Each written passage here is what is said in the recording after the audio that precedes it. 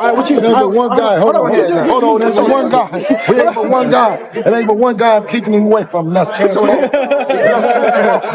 Hey, but one guy. Everyone in the room picked you to win. Everyone that I asked. Everyone.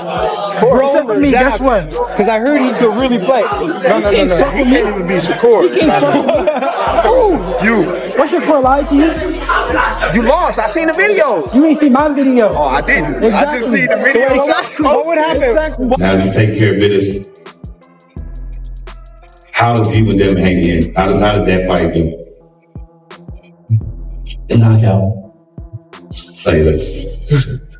Devin Haney being at 147, he called Devin Haney out. What do you think about that fight if it's 1 or 2 fights away? It's kind of a tough fight right now because Devin Haney is right back at the top of his game. Devin showed that the weight loss was probably causing him to not have as good punch resistance, and it also probably wasn't causing him to have as much power or explosiveness as he has. He showed tremendous power, tremendous punch resistance in that fight against Norman, and for him to do that means that the weight was probably an issue. Now, if Keyshawn comes up, or if they even do a catch weight, a 143, 144, it's gonna be a very interesting fight because I think Devin has more tools and more IQ right now, but Keyshawn is different.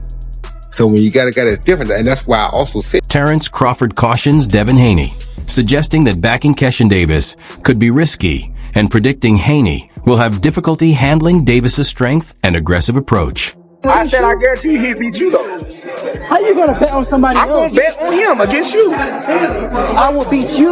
No, you can't beat me, but I bet he beat you and I beat. Terence Crawford tells Devin Haney that he could be in trouble if he doesn't take Keyshawn Davis's strength and drive seriously. The sport chew you up and spit you out. You know, out with the old and with the new. Ali, well, as y'all ask him questions, I think about Muhammad. Keyshawn Davis, supported closely by Shakur Stevenson and Terence Crawford, absorbs guidance from Shakur, who firmly believes that now is Keyshawn's moment. When we kind of having our, that. Yeah. Come on. Yeah. We getting past that, and that was your turn, and I'm not going to allow and sit back and allow you to even waste that talent that you got, because I've been told, Key, for years, bro, you could be one of the best. All you got to do is just, boom, discipline. You know, with both of y'all being the best, they always go want it. And they gotta come with it. You know they always go want to see it, though. You know everybody always go want to see it. We get to see it. Keyshawn Davis reveals that talks are still underway, assuring fans that his fight with Devin Haney is set for 2026 in what promises to be a much-anticipated clash.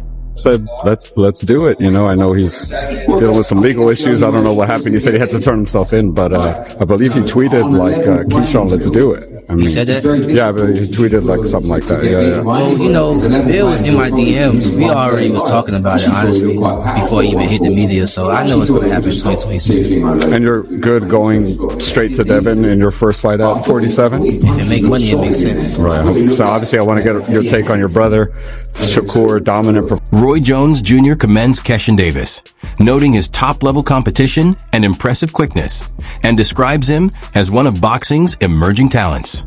Competition. He's fought some elite guys. He's come up short, but he's always fought hard. He's never been stopped. I thought Keyshawn looked really, really good early on in that fight. He looked very poised, and Jermaine was fighting a fight that you typically don't see him fight. Jermaine is known for being very physical, very rough, and he's going to make it dirty if he has to. He was laying back, and it looked like he was allowing Keyshawn to take some ground and get established, but then Ortiz flipped the script and changed the game plan. He started to get into his normal bag of roughhousing and making things dirty. And I said, man, I like that. I was telling Shakur, I was in the locker room watching. I said, I like what he did right there, because he went away, let you get comfortable. And then he said, no, here I am. I'm going to be the guy that you actually thought you was going to be fighting, but I'm not going to do it in the first round. You saw Keyshawn have to make some adjustments too. Roy Jones Jr. recommends that Keyshawn Davis have 1 or 2 additional bouts to better prepare before facing Devin Haney. Different. You understand me? So when you gotta have that intangibleness about him, where he can be a different guy when it's time to be a different guy. You can never count him out. However, if I were pushing Keyshawn, I would have another fight or 2 before I fight Devin, just for experience purposes. And if I was Devin, I would try to jump on it right now before he gets those couple fights because the more experience he gets, the harder he's going to become to beat. Yeah, that's going to be a tough fight, you know, for Keyshawn Davis. And I think in many respects, Devin Haney too. You can't take Keyshawn Davis light. He can really fight. He's really like that. The weight difference is a concern, and it's a fair question. Is he ready now? Is he ready a fight or two from now? But that's the fight, really. If you really want to you want to scream, I'm back. That's the type of fight that you want, because obviously it's in the Turki Al-Sheikh universe, and that's a fight that's going to... Greg Hackett shared his straightforward view on the potential Keyshawn Davis versus Devin Haney fight, explaining why matchups like this are vital for boxing. He pointed out that when fighters fully understand each other's abilities, the tension and stakes rise, creating must-watch contests. Hackett stressed that fans want to see top-tier athletes face off, mentioning high-profile fights like Haney versus Shakur Stevenson, Haney versus Teofimo Lopez, and now Davis against Haney. According to him, these are the clashes that truly distinguish elite fighters, since lower-tier opponents simply can't match their skill or mindset.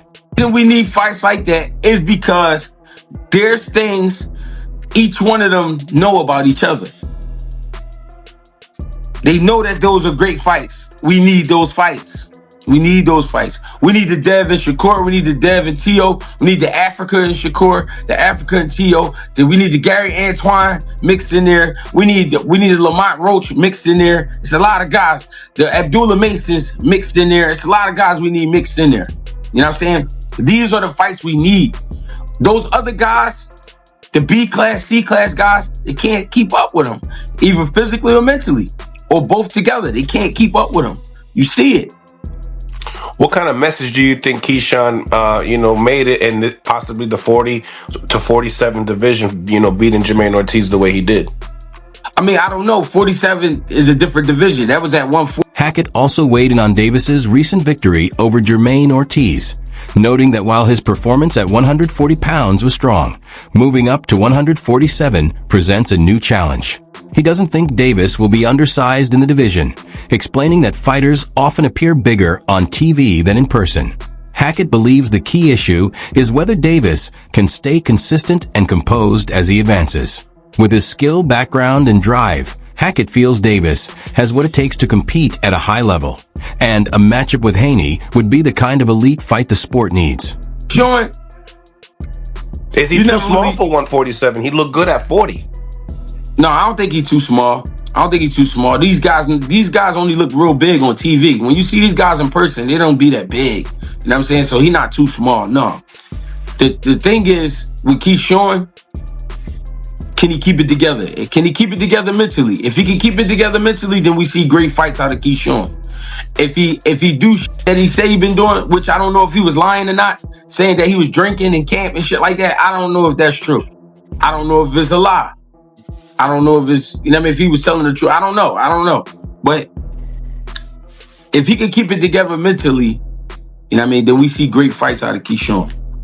Say Keyshawn Davis and Devin Haney happen next. Who would you favor? It's tough to... A boxing analyst recently commented on Keyshawn Davis's confident statement that he is unbeatable from 140 to 147 pounds. Davis has expressed interest in facing Devin Haney before stepping up to welterweight, a division many consider lacking excitement. The analyst noted that welterweight is currently low on fresh matchups, with top fighters like Ryan Garcia, Mario Barrios, and others already engaged, leaving the division hungry for new talent and action.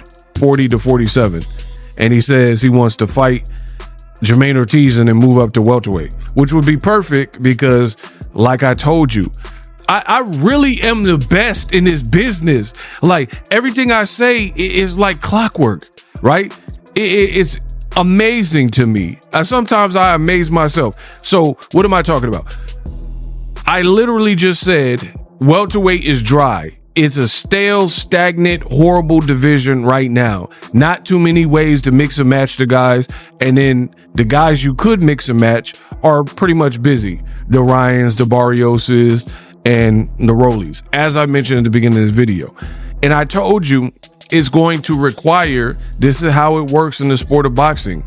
I know because I've been. The analyst explained that boxing benefits when fighters move up in weight, opening the door for fresh rivalries and opportunities. He highlighted cases like Jiren Boots Ennis, who jumped from 147 to 154, generating excitement with matchups against fighters such as Sebastian Ferreira, Virgil Ortiz, Jermel Charlo, and Errol Spence. He suggested the same approach could energize the welterweight division if rising talents like Davis, Shakur Stevenson, and Gary Anton Russell take a step up. For Davis, moving up would challenge him against larger opponents, while delivering the high-level fights fans are eager to see. The analyst believes Davis's ambition and self-assurance could provide the boost welterweight needs to regain momentum and draw major attention. Who can't make 40 anymore, just like Jerron Boots Ennis couldn't make 47, and he moved up to 154. Now 54 is cracking. They got 54 out here cracking. Tons of names where you can mix and match the Funduras, the Virgil Ortiz, Jermel Charlo, possibly Errol Spence, Murda Zailev, Boots, right? You got tons of ways you can mix and match these people. 47 right now is dry, so it's going to take Shakur's and the Keyshawns and Gary Antoine Russells or the El Rayos, you know, different Edwin De Los Santos, Matias, different guys to move up to start to purge and like fill out the division. Right now, it's not many options. Again, Devin versus Louis Crockpot is a terrible fight, and I don't know anyone that wants to see. Keyshawn Davis has confirmed that he will face Louis Crocker before taking on Devin Haney, even though he had initially called out Haney right after his knockout of Jermaine Ortiz. This decision has sparked discussion among fans and analysts, who note that Davis didn't mention Crocker during his post-fight interview, focusing solely on Haney. With the Crocker fight now officially scheduled, Davis says it's a strategic step to strengthen his position ahead of negotiations with Haney. Fight Devin Haney. So, after you knocked out Jermaine Ortiz, let me get this straight. After you stopped Jermaine Ortiz, you made no mention of Louis Crocker. The first name you called out was Devin Haney, and the only name. Unless I missed the rest of the interview. And now you saying you had a deal in place to fight Louis Crocker next. And then if it's worth your while, then you'll fight Devin Haney. Because, and I get it, he believes that he needs to get this belt from Louis Crocker for them to value him the way he wants to be valued. The reasoning behind Davis's choice is straightforward. Crocker holds a title that Davis believes will boost his standing when facing Haney. Critics, however, argue that calling out Haney while already planning to fight Crocker causes confusion and raises claims of clout chasing. Fans had expected Davis to challenge Haney directly, but boxing's politics often change the course. A victory over Crocker would enhance Davis's negotiating power and lend weight to his challenge for Haney. While some see this as a strategic decision, others view it as misleading. Either way, Davis remains one of boxing's most talked about rising stars, and his road to facing Haney continues to build significant anticipation.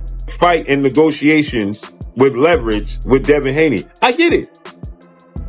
So what's the point in calling out Devin Haney? Why didn't you tell the world I'm going to fight Louis Crocker next? Because he knows it's not going to be acceptable. If he came out and he says, after Jermaine Ortiz, I'm fighting Louis Crocker, he knows that the fans ain't going to accept that. So he's saying Devin Haney multiple times because he understands what Devin Haney represents. This is what many people will call clout chasing. So you're using Devin Haney's name, but you know you have no intentions of fighting him next? Make this make sense. It all makes sense. Floyd Schofield recently shared his take on a potential Keyshawn Davis versus Devin Haney matchup. He admitted both fighters bring excitement, but he doesn't see Davis coming out on top. Schofield believes Haney's experience and maturity give him an advantage, especially after demonstrating improved skill and composure in his most recent fight. He noted that while Davis appeared impressive against Jermaine Ortiz, Ortiz seemed cautious and never fully challenged him, making Davis's performance appear more dominant than it might have been. No matter which one go up there, Devin is Devin. Devin going to show up. It's going to be a great fight with either one of them. Because Devin took a loss, and he don't want to take another loss, whether he got it cleaned off his record or not. He don't want to take another fight, though. I ain't gonna lie. Both of them are good fight. I don't think Keyshawn is going to beat Devin. I really don't believe Keyshawn will beat Devin.